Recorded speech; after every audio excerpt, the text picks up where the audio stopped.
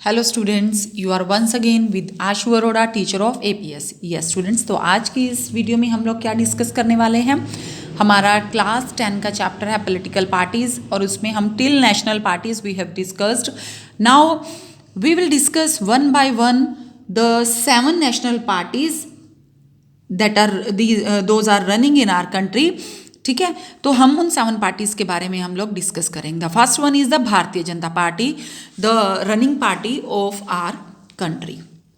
BJP BJP found कब हुई थी? Founded in 1980 and reviving. अब पहले क्या था कि हमारी कंट्री में क्या था, भारतीय जनसंघ, जो कि श्याम प्रसाद मुखर्जी ने 1951 में फॉर्म किया था। ठीक है, तो उसको रिवाइव करके ही भारतीय जनता पार्टी जो है वो बनी थी। रिवाइविंग भारतीय जनसंघ फॉर्म्ड बाय श्याम प्रसाद मुखर्जी इन 1951। अब इस भारतीय जनता पार्टी की, बीजेपी की आइडियोलॉजी क्या है? देखिए, build a strong nation and modern India. Main इसका मोटिव क्या है कि मॉडर्न इंडिया को मॉडर्न बनाना और स्ट्रॉन्ग बनाना। ठीक है, नेक्स्ट क्या है? By drawing. अब मॉडर्न और स्ट्रॉन्ग बनाना है, लेकिन by drawing inspiration from India's ancient culture and values. Means India के एंशियंट कल्चर एंड वैल्यू के बेस पे ही ये इंडिया को मॉडर्न और स्ट्रॉन्ग बनाने की आइडियोलॉजी रखते हैं। Next, ideas of Deen Dayal Upadhyaya of integral humanism and Antyodaya. ठीक है, अब ये क्या करता है?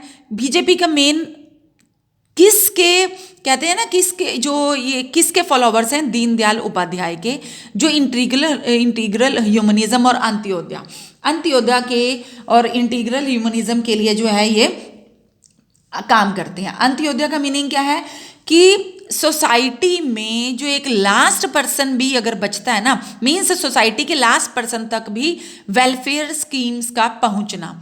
This is the Antyodaya. Okay, next is the cultural nationalism is an important element of Indian nationhood. Next is integration of Jammu and Kashmir and uniform civil code for all public living in the country. ये क्या है? इसका main motive क्या है कि Jammu and Kashmir को integrate करना, अपनी कंट्री के साथ मिलाना। बिकॉज आप लोगों को भी पता है कि जम्मू एंड कश्मीर को लेके जो है हमारी इंडिया और पाकिस्तान की गवर्नमेंट्स का क्या होता था, पहले डिस्प्यूट चल रहा था, बट अब तो एक ये हमारी कंट्री की में ये मतलब कंट्री की स्टेट बन गई है। लद्दाख और लेह हमारी यूनियन टेरिटरीज में इंक्लूड हो गई हैं, और एक civil code for all the people living in the country. सभी लोग जो कि हमारी कंट्री में रह रहे हैं उनके लिए यूनिफॉर्म सिविल कोड जो है बनाना। मतलब क्या है? कोई भी पर्सन, चाहे वो किसी भी रिलीजन का हो, किसी भी रेस का हो, किसी भी कास्ट का हो, सबके लिए एक ही लॉ होगा। Next, earlier limited in north and west and expanded its support in south and east and north east to the rural areas है, आगे नहीं है। हाँ जी, अब पहले इसकी लिमिटेशन कहाँ थी? नॉर्थ और वेस्ट तक, लेकिन अब एक्सपैंड हो चुका है ये कहाँ पे? साउथ और ईस्ट में एंड नॉर्थ ईस्ट में ये एक्सपैंड हो चुका है। पहले जो था नॉर्थ और वेस्ट तक जो था ये लिमिटेड था। उसके बाद है हमारा केम टू पावर इन 1988। 1988 में पावर में आई थी बीजेपी। ठीक है, जब 1988 में क्या हुआ था? 1988 में जब अटल बिहारी वाजपेयी हमारी कंट्री के प्राइम मिनिस्टर बने थे, फाइन, तब ये पावर में आ गई थी मेन। उसके बाद है, और सेकेंडली क्या है, ये as a leader of the national democratic alliance work करती है। इसके साथ साथ क्या है, एंड इन 2014 लार्जेस्ट पार्टी रही है अपनी कंट्री की। 282 सीट्स हैं इसकी लोकसभा इलेक्शंस में। Next, currently leads the ruling party NDA. ठीक है, national democratic alliance government at the centre में ये है ये। ठीक है, NDA government at the centre. ये था हमारा बीजेपी की एक और खास बात है कि बीजेपी जो हमारी राइटिस्ट पार्टी है। ठीक है, इसके बाद हम इंडियन नेशनल कांग्रेस के बारे में पढ़ेंगे, और इंडियन नेशनल कांग्रेस जो है हमारी सेंटरिस्ट पार्टी है। लेफ्टिस्ट भी है एक और पार्टी। तो राइटिस्ट का मीनिंग क्या है? एक ऐसी पार्टी जो कि जो एंशियंट कल्चर और वैल्यूज को अपना मतलब एक बेस मान के चलती है। ठीक है, राइटिस्ट, इनके पहले अपनी कल्चरल और जो हमारे एंशियंट कल्चर है और वैल्यूज़ को अपना बेस मान के चलती है और उसके बेस पे ही इंडिया को एक स्ट्रॉन्ग और मॉडर्न इंडिया बनाना चाहती है। और आगे हम इंडियन नेशनल कांग्रेस के बारे में पढ़ेंगे और इससे हमें पता चलेगा ये सेंटरिस्ट पार्टी है। अगर आपके पास 1 मार्क में क्वेश्चन आता है तो आपने लिखना है जो बीजेपी है वो हमारी राइटिस्ट पार्टी है, इंडियन नेशनल कांग्रेस हमारी सेंटरिस्ट पार्टी है। देखिए, वन ऑफ द ओल्ड, अब हम बात करेंगे इंडियन नेशनल कांग्रेस की, one of the oldest party of the world. ये तो हमें भी पता है कि जो नेशनल कांग्रेस पार्टी है, जब हमारी कंट्री को इंडिपेंडेंस भी नहीं मिली थी तब से ही आई ये पार्टी, ठीक है। And founded in 1885, played a dominant role in Indian politics for decades after India's independence. India को इंडिपेंडेंस मिलने के बाद भी कितने सालों से, for a decades means decade जो होता है 10 ईयर्स का पीरियड होता है, तो कितने ही दशकों से जो है इंडिया में एक डोमिनेंट रोल प्ले कर रही है। इसकी आइडियोलॉजी क्या है? Aspires to build modern secular democratic republic in India. क्या चाहती है ये कि मॉडर्न सेकुलर, सेकुलर मीन्स कि all the religions in the country are equal status है, and democratic the people, democratic country है हमारी कंट्री, एक डेमोक्रेटिक कंट्री है। द डेमोक्रेटिक कंट्री कौन सी है? The people have the right, मतलब have the right to choose the government. Next, republic, republic का यहाँ पे क्या है कि हमारे जो इसकी गवर्नमेंट है जो हमारी, ठीक है, वो उसमें क्या होता है, स्टेट की रिस्पॉन्सिबिलिटी किसकी होती है? स्टेट्स की, प्राइम मिनिस्टर की होती है, एंड कंट्री का जो एक तरह से हेड होता है वो कौन होता है? प्रेसिडेंट होता है। Next is the centrist party, मैंने बताया sports economic reforms and build with the human face.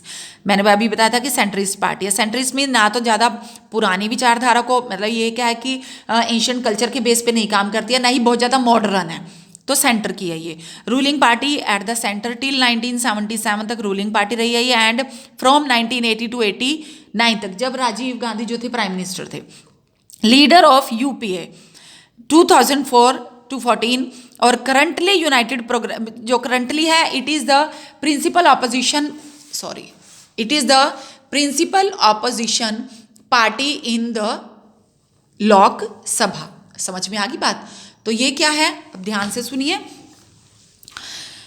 Leader of UPA 2004 to 14, और इसके साथ साथ जो है अब जो हमारी मेन रूलिंग पार्टी है बीजेपी की, सबसे ज़्यादा बड़ी अपोजिशन पार्टी है ये, ठीक है। उसके बाद है, अब ये हमारा हो गया था इंडियन नेशनल कांग्रेस। नेक्स्ट हम करेंगे ऑल इंडिया तृणमूल, ठीक है, जिसको हम इंग्लिश में तो ट्राइनमूल बोलते हैं, लेकिन वैसे तृणमूल कांग्रेस। तृणमूल मीन्स तृण होता है, ग्रास को बोलते हैं, ठीक है। कांग्रेस AITC।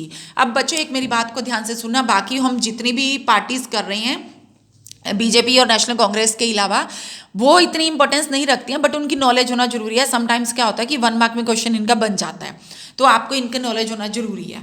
अब ये लॉन्च कब हुई थी? जनवरी 1998 को, और Mamata Banerjee was a leader. उस टाइम में ममता बनर्जी इसकी लीडर थी, recognise as a national party. In 2016 में एक नेशनल पार्टी एक की तरह रिकॉग्नाइज हुई। द पार्टी सिंबल क्या है इसका? Flowers and grass. इसका नेम ही तृणमूल है, तो तृण मैंने आपको बताया, वो तृण का मीनिंग होता है grass. And committed to secularism and federalism. Secularism मैंने अभी भी बताया, secularism means all the religions in the country are equal, and federalism mean centre और स्टेट की गवर्नमेंट जो है वो अलग अलग होगी। Has been in the power in West Bengal since 2011 तक वेस्ट बंगाल में पावर में थी है। एंड इसके साथ साथ अरुणाचल प्रदेश, मणिपुर और त्रिपुरा में भी क्या थी, एक मतलब डोमिनेंट रोल प्ले कर रही थी। इन 2014 इलेक्शंस में क्या हुआ था? It got 3.84% votes and 134 seats. Next is the 4th largest party इन लोकसभा है ये। उसके बाद हम बात करेंगे नेशनलिस्ट कांग्रेस पार्टी। अब एक तो थी हमारी इंडियन नेशनल कांग्रेस, ये है nationalist Congress party, formed in 1999 following A split in the Congress party. Congress party के स्प्लिट के बाद ये नेक्स्ट पार्टी बनी थी। नेक्स्ट इसकी आइडियोलॉजी क्या है? Promotes democracy, Gandhian secularism and equity, social justice and federalism. ये तो सिंपल पॉइंट्स हैं, terms we have discussed earlier. Next is it has clock symbol. इसका सिंबल क्या है? क्लॉक सिंबल है, ठीक है। एंड ये it want that high offices in government be confined to natural born citizens of the country. Means क्या है? पहले कंट्री में क्या होता था, जैसे कि अब हमारी इंडियन नेशनल कांग्रेस है, उसमें क्या हो रहा था कि हमारा एक हेरिडेटरी सिस्टम चल रहा था। मोतीलाल नेहरू, जवाहरलाल नेहरू, इंदिरा गांधी एंड राजीव गांधी, ठीक है ना, ये हेरिडेटरी सिस्टम चल रहा था। लेकिन अब इसमें क्या होता है कि हाई ऑफिस गवर्नमेंट में नेचुरल बॉर्न सिटीजन्स को नहीं, नेचुरल बॉर्न सिटीजन्स को मिलना चाहिए, हेरिडेटरी सिस्टम नहीं चलना चाहिए। मेजर पार्टी महाराष्ट्र में मेजर पार्टी रही है ये, इसके साथ साथ मेघालय, मणिपुर और असम में भी इसका क्या है, डोमिनेंट रोल प्ले कर रही है। और कोलिशन पार्टनर है किसकी, महाराष्ट्र में, इन alliance with Congress since 2004, a member of the United progressive alliance, UPA की एक मेंबर भी रही है। एंड कम्युनिस्ट, उसके बाद हम नेक्स्ट पार्टी डिस्कस करेंगे, communist party of India, CPI, communist party of India क्या है, फॉर्म्ड इन 1925 और get split in 1964 from CPIM, ठीक है। जो मार्क्सिस्ट पार्टी थी ना हमारी, communist party of India Marxist, उससे इसका स्प्लिट हो गया था। इसकी आइडियोलॉजी क्या है, believes in Marxism and Leninism. Marxism and Leninism का टॉपिक जो है हम लोग 9th क्लास में भी पढ़ चुके हैं, लेकिन फिर भी आपको एक इसकी फिलॉसफी जो है वो मैं अभी डिस्कस करूंगी, ठीक है। And secularism and democracy and oppose to the forces of secessionism and communalism. Secessionism तो मैंने अभी आपको बता ही दिया है, जो एक हमारा हेरिडेटरी सिस्टम चलता है, जैसे कि कांग्रेस में चल रहा था पहले। एंड कम्युनलिज्म क्या होता है, देखिए हमारे पास 2 टर्म्स हैं, communism and communalism.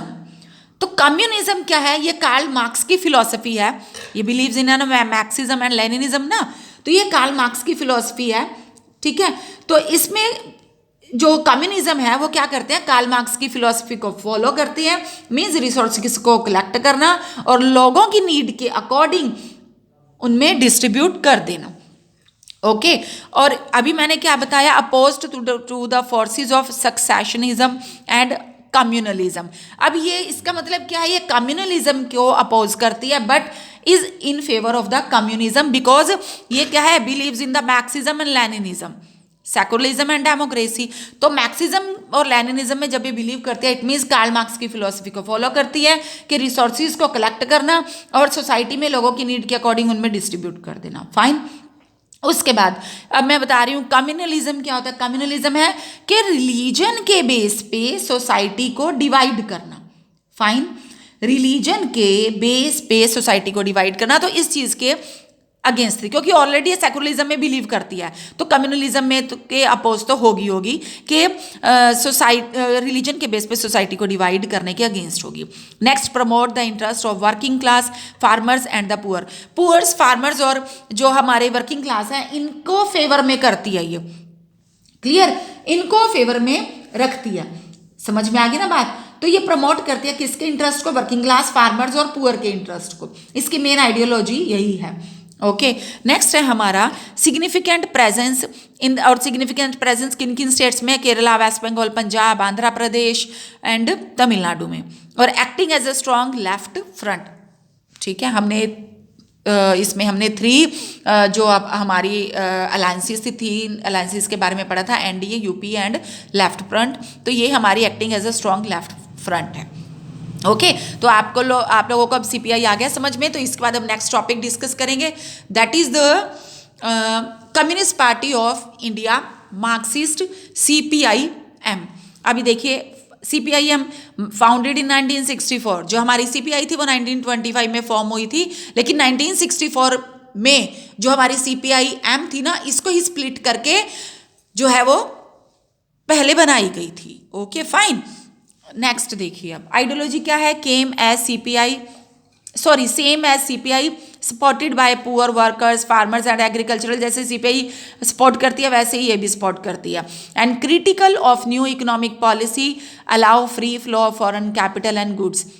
New economic policy, ठीक है, कि जो है उसको थोड़ा सा उसके टुवर्ड्स थोड़ा सा क्रिटिकल पॉइंट ऑफ व्यू रखती है ये, एंड अलाउ करती है free flow of foreign capital and goods को, क्योंकि अगर हमारी कंट्री में free flow of foreign capital और गुड्स को ट्रेड किया जाएगा तो उससे क्या होगा, उसका बेनिफिट किसे मिलेगा, हमारे पुअर वर्कर्स को, फार्मर्स को और एग्रीकल्चरल लेबरर्स को मिलेगा, क्योंकि उनकी अर्निंग जो है इससे इंक्रीज हो सकती है। Next, was in power in West Bengal, Kerala and Tripura में थी ये पावर में, and was in power in West Bengal without a break of 34 years. West Bengal में without any break of 34 years जो है ये पावर में थी। इन 2014 लोकसभा इलेक्शन में ये अबाउट 3% वोट्स से ये विन की थी, जीत गई थी, एंड 9 सीट्स जो है इसे लोकसभा में मिली थी। ओके, तो ये थी हमारी CPIM। इसके बाद हमारी नेक्स्ट है Bahujan Samaj party, BSP। Bahujan Samaj party form हुई थी 1984 में। स्टूडेंट्स एक बात याद रखना, आपने इन सभी पार्टीज को कब फॉर्म हुई है, कब फाउंड हुई हैं, ठीक है, और इनके फाउंडर मेंबर कौन थे, और इनकी लोकसभा में कितनी सीट से ये विन की थी, ये सब आपको लर्न होना चाहिए, क्योंकि 1 मार्क में तो क्वेश्चन बनता है, वैसे 3 और 5 में इनका चांस कम होता है, लेकिन नॉलेज के लिए फिर भी होना चाहिए।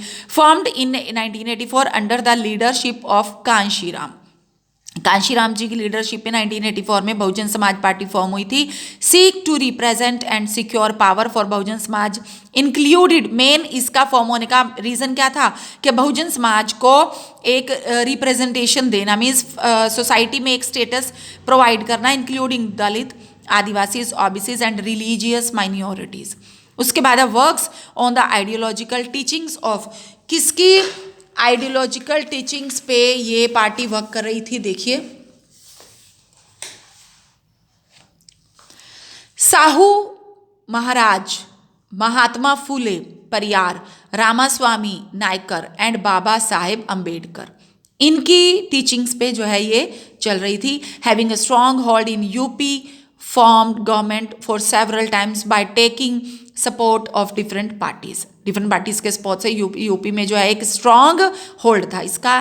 प्रेजेंट में कहाँ में BSP कहाँ पे है, यूपी में, MP में, छत्तीसगढ़, UK, दिल्ली एंड पंजाब में, ये वहाँ पे क्या है इस टाइम में एक स्ट्रॉन्ग पार्टी हम कह सकते हैं है। उसके बाद हम बात करेंगे स्टेट पार्टीज की। ओके, तो स्टेट पार्टीज में देखिए क्या है, ऐसे, अब आपको समझ में आ रहा है सारा, फाइन ना। हाँ जी, स्टेट पार्टी देखिए, other than the national party, इसकी डेफिनेशन के तौर पे हम क्या कहेंगे, other than national party many parties are classified as state parties. ठीक है, नेशनल पार्टी के अलावा जो भी पार्टी हम क्लासिफाई करते हैं, पार्टी के बारे में डिस्कस करेंगे, that is the classified as the state parties. These are classified by election commission and also known as the regional parties. जैसे मैंने आप लोगों को बताया था, जो हमारी नेशनल पार्टीज थी, national parties are also known as the registered parties.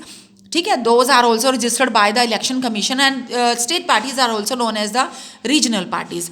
Making Indian parliament diverse, इन्होंने रीजनल पार्टीज की वजह से हमारा पार्लियामेंट जो है वो डाइवर्स हो गया है, regional outlook, but plays a very important role in the national politics.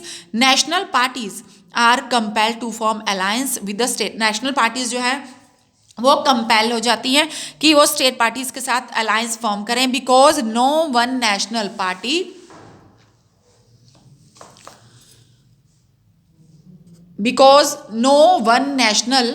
क्या करती है, is able to secure on its own a majority in Lok Sabha until 2014 तक कोई भी नेशनल पार्टी अपने आप से ही खुद मेजॉरिटी नहीं सिक्योर कर पा रही थी। इसलिए स्टेट पार्टीज को जो है अलायंस पार्टी में, मतलब अपने आप को बनाने के लिए स्टेट पार्टी को एज अ अलायंस पार्टी जो है वो लेना, मतलब उनके लिए एक तरह से मजबूरी सा बन गया। Then contributed to the strengthening of federalism and democracy. ये तो है ही है, फेडरलिज्म तो तभी आएगा ना जब स्टेट पार्टी बनेगी, ओनली सेंटर से तो नहीं ना होगा।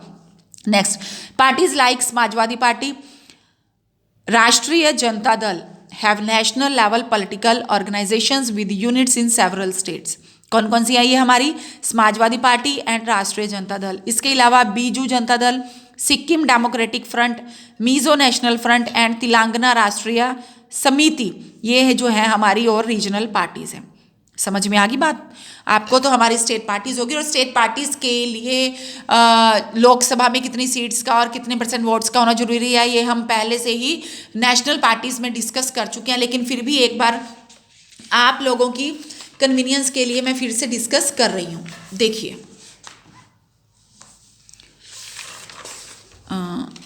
इस पेज पे है हमारा, देखिए स्टेट पार्टीज के बारे में देखिए। At least 6% votes in state legislative assembly and wins at least 2 seats in recognised is recognised as the state party. State party को रिकॉग्नाइज करने के लिए क्या होगा, कोई पार्टी स्टेट पार्टी है, 6% वोट्स होने चाहिए स्टेट लेजिस्लेटिव असेंबली में और 2 सीट्स होनी चाहिए उसकी, मतलब एटलीस्ट 2 सीट्स जो है वो विन करे, ठीक है। तो उसे तो तब वो पार्टी जो है स्टेट पार्टी डिक्लेयर हो सकती है। इसके बाद हम बात करेंगे challenges to political parties. Political parties को कौन कौन से चैलेंजेस को फेस करना पड़ता है। ओके फाइन, तो चैलेंजेस में हम ये बात करेंगे। देखिए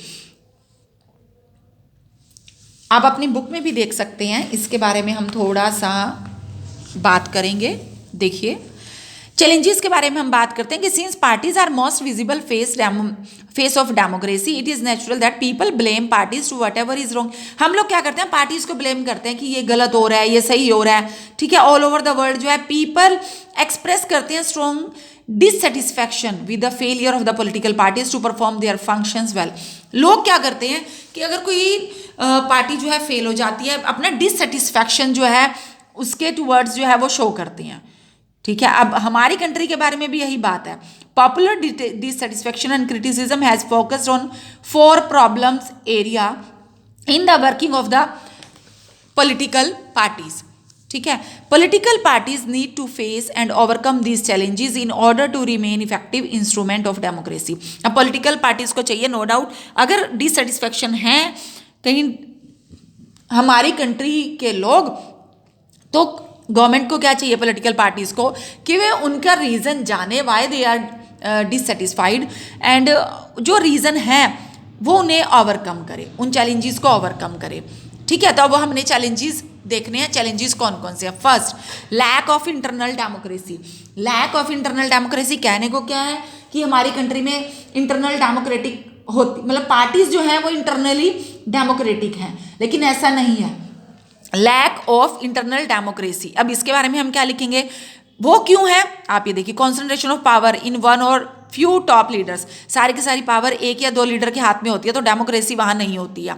decision are taken by them only, decision उन्हीं 2 या 3 लीडर्स के द्वारा ही लिए जाते हैं। नो ऑर्गेनाइजेशनल मीटिंग्स, कोई ऑर्गेनाइजेशन की कोई मीटिंग नहीं होती है। Internal elections and power to ordinary members, अपने आप इंटरनल इलेक्शंस हो जाते हैं, पावर जो है आप मेंबर्स को दे दी जाती है।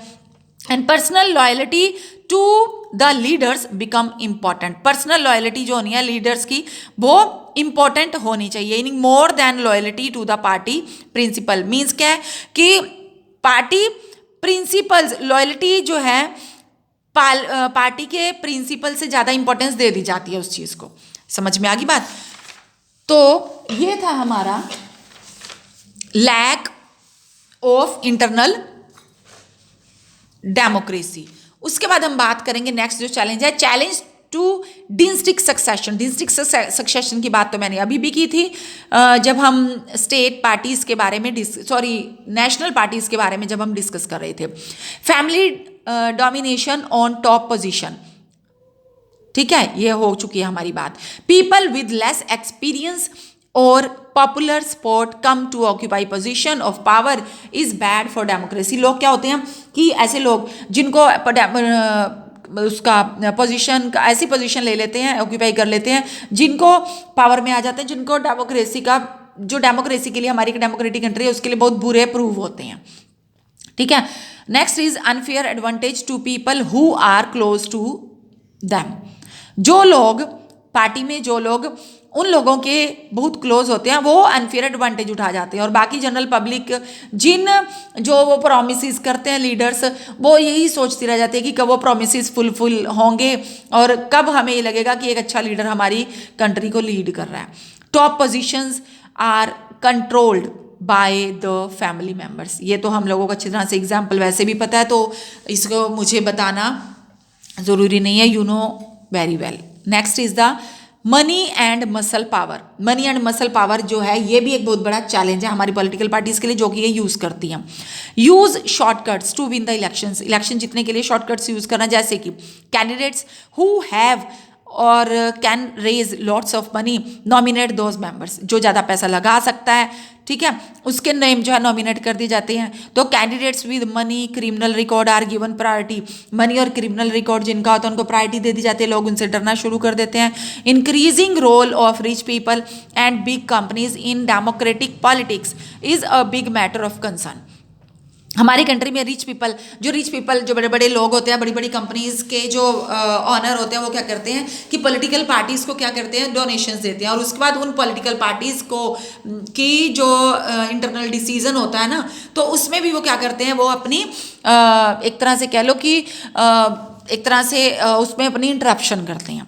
Next is the because rich people and companies who give funds to the parties influence their policies, तो जिसकी वजह से उन पॉलिसीज को इन्फ्लुएंस करते हैं। तो ये थे हमारी पॉलिटिकल पार्टीज के सामने चैलेंजेस थे कि लैक ऑफ इंटरनल डेमोक्रेसी है विद इन द पार्टीज में जो टॉप मेंबर्स हैं वो अपने ही 2 और 3 टॉप मेंबर्स सभी डिसीजन जो है डिसाइड कर लेते हैं। Next is challenges to district succession, money and muscle power, and next is the lack of meaning, lack of ये है हमारा मीनिंगफुल आएगा बाबू, लैक ऑफ मीनिंगफुल चॉइस ही। समटाइम्स क्या होता है कि हमारी पार्टी में जब इलेक्शन होते हैं तो हमारे पास सामने चॉइस ही नहीं आती कि हम किस पार्टी के कैंडिडेट को वोट दें। समझ में आ गई ना बात। तो उस चक्कर में क्या होता है कि हम ना चाहते हुए भी ऐसे कैंडिडेट को वोट देते हैं जिसे हम नहीं देना चाहते।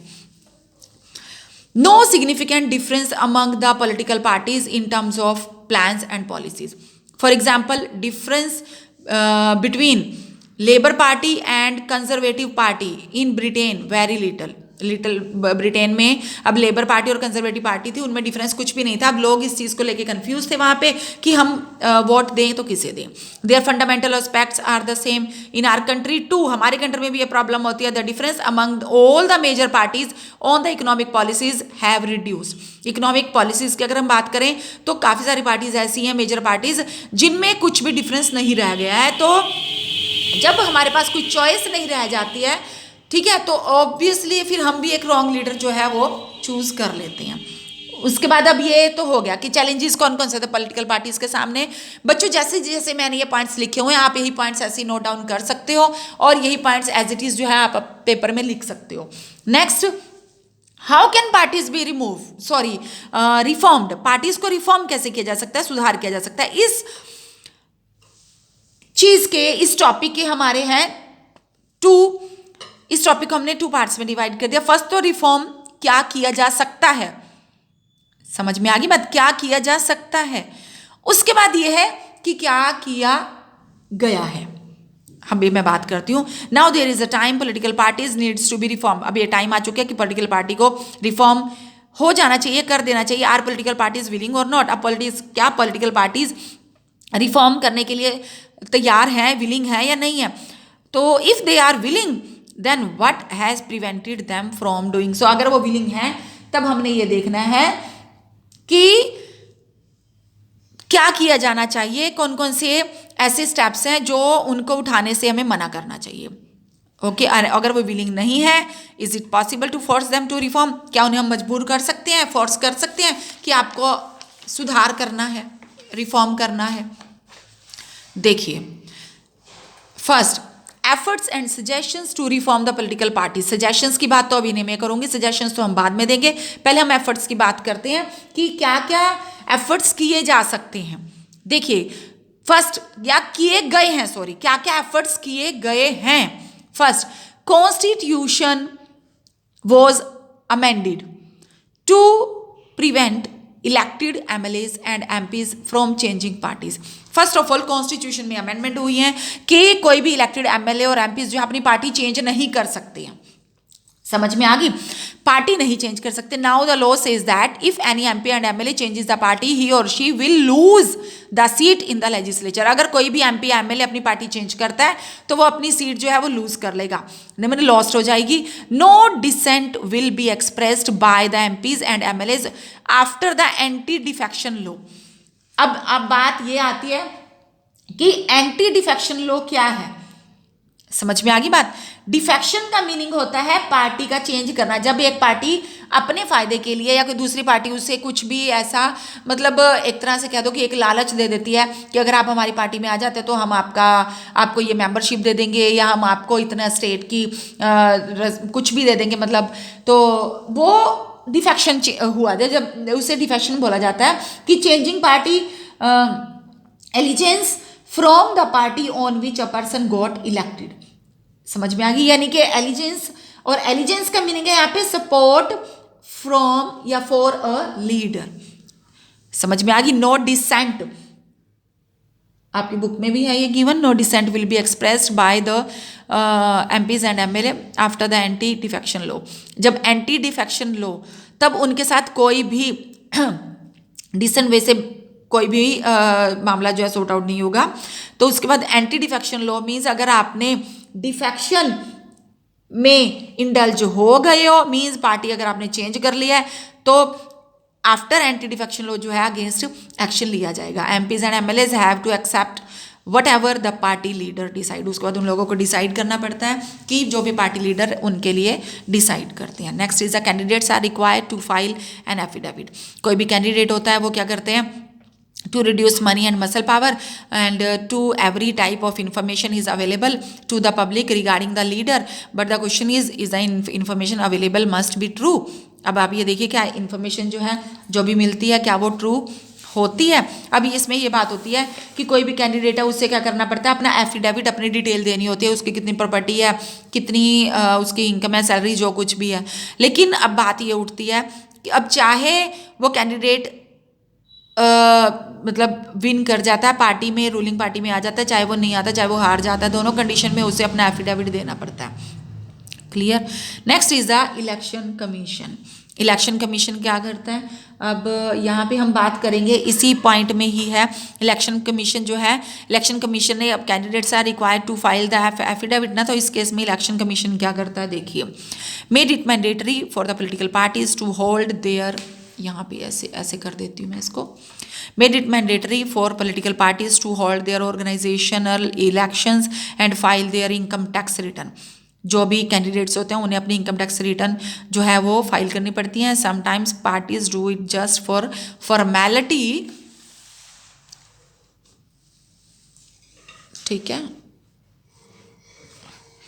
But election commission decided for organisational elections that has led to greater internal democracy in political parties। क्यों इलेक्शन कमीशन ऐसा डिसाइड क्यों करता है कि हमारी डेमोक्रेटिक इंटरनल डेमोक्रेसी को इंक्रीज करने के लिए, ठीक है, कि हमारी जो पार्टी है वो 2 और 3 लीडर्स के हाथ में ही ना रह जाए। नेक्स्ट इज द, अब आप ये देखिए ये एफर्ट्स तो किए गए हैं कि कॉन्स्टिट्यूशन में अमेंडमेंट्स हुई हैं कि कोई भी एमपी और एमएलए जो है वो डिफेक्शन प्रैक्टिसेस में इंडल्ज नहीं हो सकता, और एफिडेविट जो है कैंडिडेट्स को अपना फाइल करवाना पड़ता है, अपनी इनकम टैक्स रिटर्न जो है वो फाइल करनी पड़ती है। इसके साथ साथ besides these many suggestions are often made to reform the political parties. Political parties को रिफॉर्म करने के लिए कुछ एक सजेशंस भी दिए गए हैं साथ में। देखिए, law should be made the internal affairs of the political parties. Political party के इंटरनल अफेयर्स के लिए कानून बनाया जाना चाहिए। मीन्स उन्हें क्या करना चाहिए, पार्टीज को अपनी वर्किंग का रिकॉर्ड रखना, रजिस्टर मेंटेन करना, follow constitution to act as a जज इफ एनी पार्टी डिस्प्यूट कोई अराइज हो जाता है तो कॉन्स्टिट्यूशन एज अ जज, ठीक है, वो काम करेगा। To hold open election to the highest post, highest post के लिए ओपन इलेक्शन होने चाहिए। वो क्या होते हैं, अपने ही पार्टी की म्यूचुअल डिस्कशन से ही कोई भी कैंडिडेट जो है वो हाईएस्ट पोस्ट ना अचीव करे। Next, it should be made mandatory for the political parties to give minimum number of tickets to women candidates about 1/3। कम से कम वुमेन को भी 1/3 टिकट का देना, उनको मतलब वुमेन की मेंबरशिप होनी चाहिए इसमें। These should be quotas for women in decision making bodies of the party. There should be quota होना चाहिए, जो हम यहाँ पे 1/3 कोटा मांग गया। There should be state funding elections, state funding election होना चाहिए। मीन्स गवर्नमेंट जो है ना, गवर्नमेंट जो भी पार्टी जो कंटेस्टेंट होते हैं उनको स्टेट की तरफ से फंड मिलना चाहिए।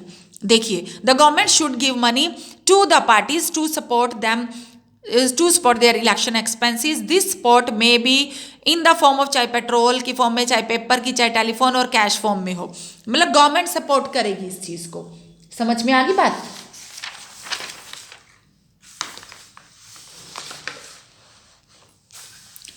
तो ये था हमारे सजेशंस। अब आप ये देखिए, सजेशंस तो दिए गए हैं, बट ये सजेशंस अभी तक क्या हो रहे हैं? Suggestions have not been yet accepted by the political parties. If and when these are accepted, these could lead some improvement. अगर ये accept किए जाएंगे तभी इनमें कुछ improvement की ज़रूरत है. But we must be very careful about the legal solutions of the political problem. Our regulation of political parties can be counterproductive. This would force all parties to find ways to cheat the laws. इस बात का भी ध्यान रखना है. Besides, political parties will not agree to pass a law that they do not like. अगर कोई political party किसी लॉ को पास होने नहीं देना चाह रही है, इसका मतलब क्या है? उस लॉ को पसंद नहीं कर रही है। अब बात ये देखिए, सिर्फ ये काम पॉलिटिकल पार्टीज का ही तो नहीं है ना कि पॉलिटिकल पार्टीज ने ये किया, पॉलिटिकल पार्टीज ने वो किया। लोगों का काम क्या है? अपनी सेटिस्फेक्शन और डिससेटिस्फेक्शन को शो करना। मीन्स क्या है कि हम लोग तो ऑर्डिनरी सिटीजन है, ठीक है। हम ये कहेंगे कि पॉलिटिकल पार्टी में इंप्रूव किया जाना चाहिए। अब इंप्रूव कैसे किया जाना चाहिए? हम मेन तो क्या है कि लोगों का रोल होता है, रोल ऑफ द पीपल। लोगों को भी आगे सामने आना चाहिए by petition, publicity, agitation and organisation. ठीक है, पिटिशन, पब्लिसिटी और ऑर्गेनाइजेशन के थ्रू। पिटिशन क्या होता है? एक रिटन डॉक्यूमेंट होता है, ठीक है, साइन बाय द पीपल, जिसमें ये कहा जाता है कि गवर्नमेंट या कोई भी और बॉडी होती है कि टू डू और चेंज समथिंग। जो भी गवर्नमेंट काम कर रही है ना, या तो उसमें कुछ चेंज करे, तो उसको बोलते हैं पिटीशन। मीन्स एक रिटन डॉक्यूमेंट साइन करके देना पीपल का। उसके बाद पब्लिसिटी करना, एजिटेशन, गुस्सा और ऑर्गेनाइजेशंस। तो ये होता है रोल किसका? पब्लिक का। तो active involvement of those who want to reform, मतलब जो लोग ये चाहते हैं कि पॉलिटिकल पार्टीज में रिफॉर्म होना जरूरी है, तो उन्हें सिर्फ सजेशंस नहीं देने चाहिए, एक्टिव इन्वॉल्वमेंट भी करना चाहिए, सामने आना चाहिए। सिर्फ हम अपनी गवर्नमेंट को, अपनी पॉलिटिकल पार्टीज को ही रेस्पॉन्सिबल नहीं ठहरा सकते कि उनकी ये कमियां हैं, उनमें ये लूप होल्स हैं। हमें क्या करना चाहिए? खुद सामने आना चाहिए। समझ में आ गई बात? अब जैसे कि अगर आप रोड पे जा रहे हो, आप अपनी गाड़ी में बैठे हो, ठीक है, गाड़ी में क्या हो गया कि सामने सपोज कि कोई भी चीज़ ऐसी पड़ी हुई है जिसकी वजह से गाड़ियों के आने जाने में प्रॉब्लम आ रही है, और कभी सभी लोग क्या कर रहे हैं? एक साइड से निकल के जो है ऐसे करके जा रहे हैं। लेकिन अब इसका आप देखिए, अगर कोई एक पर्सन सामने उठ के नहीं आएगा, ठीक है, कि जो भी चीज़ आगे मतलब उसमें ऑन द रोड अगर कोई चीज़ ऐसी पड़ी हुई है कि जिसकी वजह से सारा का सारा ट्रैफिक जाम है, अगर एक पर्सन नहीं आएगा तो फिर क्या होगा? उस केस में सारा दिन ऐसे निकल जाएगा और सारा जो लोग हैं वो ट्रैफिक में फंसे रहेंगे। लेकिन अगर वन पर्सन अपनी गाड़ी से निकल के उस जो भी आगे मतलब जो भी ऑब्स्टैकल है उसमें रोड पे कुछ भी ऐसा कुछ फंसा हुआ है, अगर वो उसे निकाल देगा तो सभी लोगों की प्रॉब्लम ठीक हो जाएगी। तो ऐसे ही एक पर्सन को सामने आने की ज़रूरत है। अगर कोई भी पर्सन, ऐसे लोग सामने आएंगे तभी प्रॉब्लम के सोल्यूशन ईजिली निकल पाएंगे। सिर्फ हमें ये नहीं कहना कि हमारी गवर्नमेंट ये है, हमारी गवर्नमेंट में ये कमी है, हमारी गवर्नमेंट में ये है, पॉलिटिकल पार्टीज ये अच्छी नहीं है, ये पॉलिटिकल पार्टीज ऐसी है। तो हमें सामने आने की ज़रूरत है। जब तक active participation of the people नहीं होगा तब तक प्रॉब्लम के सोल्यूशन हम लोग नहीं सोच सकते। ओके देन ओके, तो हम इस टॉपिक के साथ अपना ये चैप्टर ओवर करते हैं। तो आपका ये चैप्टर पॉलिटिकल पार्टीज यहीं पे ओवर होता है। इसके बाद हम नेक्स्ट टॉपिक डिस्कस करेंगे, आउटकम्स ऑफ डेमोक्रेसी। ओके बच्चों, बाय।